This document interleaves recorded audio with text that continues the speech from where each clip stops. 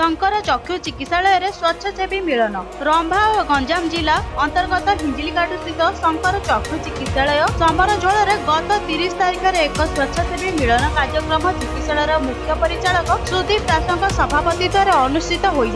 उक्त कार्यक्रम में मुख्य अतिथि भाव हिंजिलीकाटू तहसीलदार दिव्यज्योति स्मृतिरंजन देव रही बेले सम्मानित अतिथि all Odisha agriculture adviser Surendra Nath Pradhan doctor Srinivas sir N Raghunath GM Anand Raman Hinjili block 69 zone जिला परिषद श्रीमती प्रीति साहू प्रमुख मंचसीन होई आखि आम शरीर एक मूल्यवान अंग एवं यार सुरक्षित रहिले आमे आम जीवन में बहुत लाभ उठाई पारिबा ग्रामांचल में गरीब लोक मैंने किपरि आखिर चिकित्सा मागणारे करिपारिबे एवं एहा सह मागणारे औषध और रहिबा खाइबा मागणारे होई पारिबो सेथिपई प्रत्येक सेवा संगठन मानकु बुझाइथिले। एतत् व्यतीत ओडिशार कोण अनुकूलରୁ आसिथिबा सरपंच समिति सभ्य डॉक्टर नर्स स्वेच्छासेवी चिकित्सालय कर्मकर्ता वृंद एवं विभिन्न सेवा संगठन सदस्य मानकु उपढौकन सह मानपत्र दे संबोधन दिया जाइथिला। एथिसह Khallikote doctor APJ Abdul Kalam charitable trust अध्यक्ष श्री पूर्णचंद्र बेहेरा खलिकोट वकील संघ सभापति राजेंद्र प्रसाद रथ